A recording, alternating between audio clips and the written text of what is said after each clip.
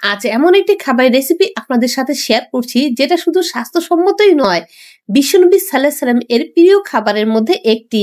আসসালামু আলাইকুম everyone, welcome to Popli kitchen 99। বিসমিল্লাহির রহমানির রহিম। আজ তৈরি করে দেখাচ্ছি নাবিজ। নাবিজ তৈরি করার জন্য আমি এখানে কিছু খেজুর নিয়ে নিয়েছি। খেজুরগুলো থেকে বিচি ছাড়িয়ে নিচ্ছি, অর্থাৎ বিচিটা আমি ফেলে দিচ্ছি।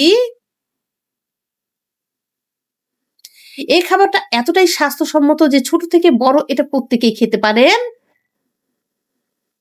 বিচি ছাড়িয়ে নেওয়া হয়েছে। এখানে আমি হাফ লিটার দুধ জাল করে নিয়েছি।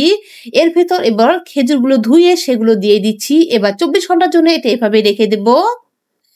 ২৪ ঘন্টা হয়েছে। আলহামদুলিল্লাহ, আল্লাহু আকবার। দেখুন কতটা সুন্দর হয়েছে।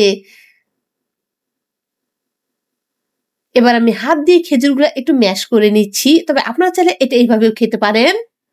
এটা অত্যন্ত স্বাস্থ্যসম্মত। এটা যে মুহূর্তে আপনি খাবেন, আপনার শরীরের সাথে মনে হবে মন প্রাণ যেন জুড়িয়ে যাবে।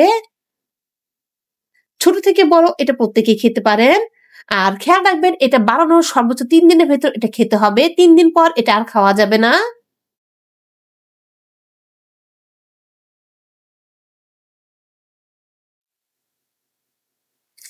এটা ম্যাশ করে নেওয়া হয়েছে। আমি চামচ দিয়ে দেখিয়ে দিচ্ছি এটা কেমন হয়েছে।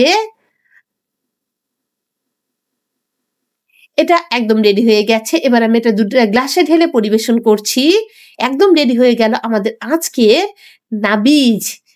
আশা করি রেসিপিটি আপনাদের ভালো লেগেছে। আজ এ পর্যন্ত বিদায় নিচ্ছি। আসসালামু আলাইকুম।